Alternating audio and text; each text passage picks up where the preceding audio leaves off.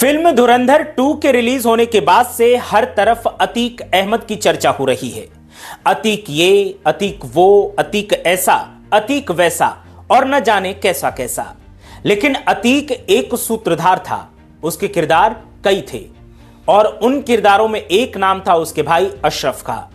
आपको अच्छे से पता है कि अतीक अहमद ने क्या क्या किया, लेकिन आपको नहीं पता होगा कि अतीक अहमद से ज्यादा घिनौना, अतीक अहमद से ज्यादा दरिंदा और अतीक अहमद से ज्यादा वहशी अशरफ था, जिसे उसके भाई के तौर पर पहचान है। अतीक को जितना उसके गुनाहों ने बदनाम किया, उससे कहीं ज्यादा उसके भाई अशरफ और बेटे असद की करतूतों और उन पर पर्दादारी ने रुस्वा किया। आज हम आपको अतीक अहमद के भाई अशरफ और असद के गुनाहों की कहानी बताएंगे और कुछ ऐसी कहानियां सुनाएंगे कि सुनकर आपकी रूह कांप जाएगी। और जब आपको उन करतूतों के बारे में पता चलेगा कि जो मुस्लिम अतीक अहमद के लिए छाती पीट रहे हैं, हकीकत में अतीक अहमद उनका भी सगा नहीं था। उनके समाज की बेटियों को वो किस नजर से देखता था, जब आपको पता चलेगा तो आपकी रूह कांप जाएगी। अतीक अहमद के किस्से ऐसी खौफनाक कहानियों के साथ सजे हुए हैं। अतीक अहमद के बारे में अक्सर कहा जाता है कि अतीक अहमद ना हिंदू का सगा था और ना मुस्लिम का सगा था। अतीक अहमद सिर्फ अपने भाई अशरफ का सगा था और अपनी औलाद और अपने बेटों का सगा था। अब बात करते हैं अशरफ के गुनाहों की, उस कहानी की जो बेहद ही कम लोगों को पता है। अतीक अहमद का भाई अशरफ एक नंबर का अय्याश आदमी था। उसे लड़कियों के साथ दरिंदगी करने का, उनके शरीर को नोच कर खाने का और उन्हें अपनी हवस का शिकार बनाने का शौक था। एक किस्सा वरिष्ठ पत्रकार मनोज राजन त्रिपाठी ने सुनाया और यकीन मानिए उसे सुनने के बाद रोंगटे खड़े हो गए। एक दिन की बात है, अशरफ अपने फेवरेट रेस्टोरेंट में अपने साथियों के साथ बैठा था और सामने एक लड़की अपने पार्टनर के साथ बैठी थी। अशरफ से वेटर ने आकर पूछा कि आप क्या लेंगे, और अशरफ ने लड़की की तरफ इशारा करते हुए वहशी मुस्कान के साथ कहा कि आज इसी को लेंगे। वेटर ने भी कहा कि यहीं सर्व किया जाए या फिर रूम में लेंगे, तो अशरफ ने अपने वहशी अंदाज में कहा, अगर यहां खाएंगे तो हड्डी कहां फेंकेंगे। और इतना कहने के बाद वेटर और अशरफ ठहाके लगाने लगे। उसके बाद उस लड़की के साथ जो हुआ उसे आप सोच नहीं सकते, समझ नहीं सकते, महसूस भी नहीं कर सकते कि उसे किस अजियत का सामना करना पड़ा होगा। मनोज राजन त्रिपाठी एक और जाने माने पत्रकार हैं और उन्होंने कसारी मसारी नाम से अतीक अहमद पर बड़ी रिसर्च के बाद एक किताब लिखी है। वो बताते हैं कि न जाने कितनी लड़कियों के साथ अशरफ ने कभी होटल, कभी उनके घर और कभी अपनी मनचाही जगह पर हैवानियत को अंजाम दिया, लेकिन किसी ने चू तक नहीं की, जिसमें सिर्फ हिंदू नहीं बल्कि तमाम मुस्लिम लड़कियों के भी नाम शामिल हैं।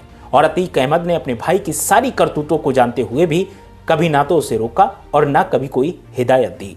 जितना घिनौना, दरिंदा और वहशी अशरफ था, ठीक वैसा ही अतीक अहमद का बेटा असद था, जिसने एक लड़की के साथ हैवानियत की सारी हदें पार कर दी थी। उसे सेक्स टॉय की तरह वो इस्तेमाल करता था। परिवार परेशान होकर मुंबई भाग गया। असद हर रोज उस लड़की के साथ हैवानियत को अंजाम देता था, लेकिन किसी की हिम्मत नहीं थी कि उसे रोक पाए। अब जब असद मारा गया है, अतीक का खात्मा हो गया है, तो अब वो परिवार वापस अपने घर आ गया है। अतीक अहमद और अशरफ की बात चले तो फिर मदरसा कांड कोई कैसे भूल सकता है।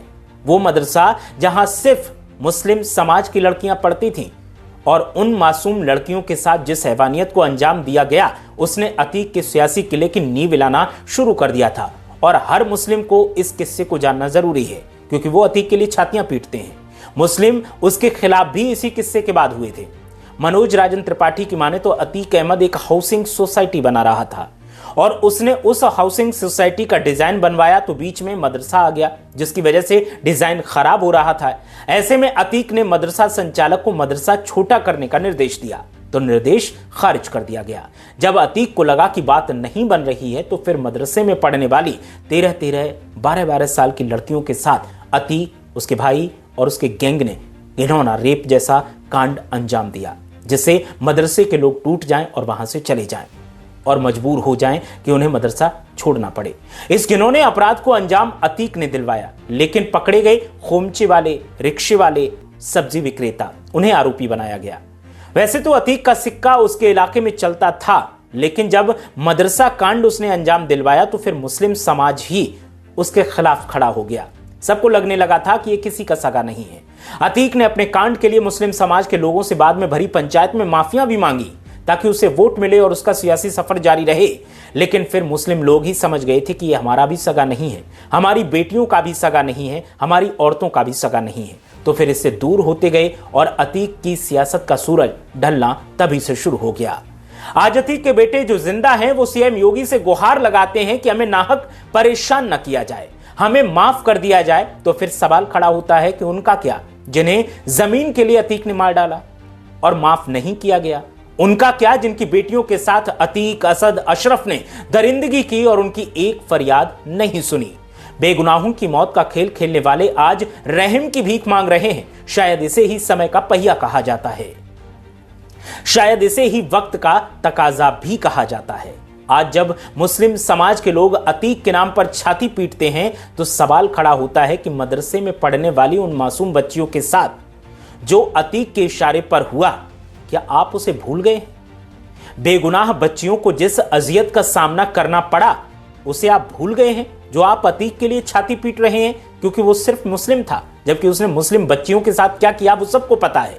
जो आपके समाज की बेटियों को अपने भाई और बेटे के लिए हवस का निवाला समझता था, आप उसी के लिए आंसू बहा रहे हैं। तो फिर अफसोस होता है कि ऐसा दोहरा मापदंड और ऐसी मानसिकता आखिर कैसे किसी की हो सकती है और यह कितनी खतरनाक भी हो सकती है। वक्त कमजोर और बाहुबली दोनों को जवाब देता है।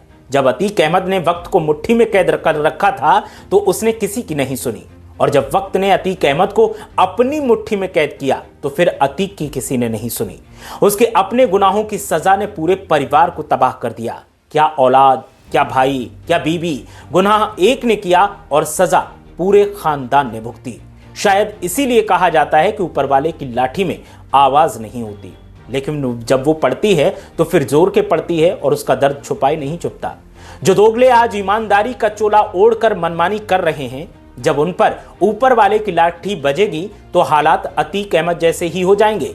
तब न काला कोट काम आएगा, न राजनीति का गुर सिखाने वाला कोई बहरा काम आएगा, न पैसा खर्च करने वाला कोई रिटायर्ड सरकारी आदमी नजर आएगा, और न रंगे हाथ रिश्वत लेते पकड़े जाने वाले कुछ उखाड़ पाएंगे।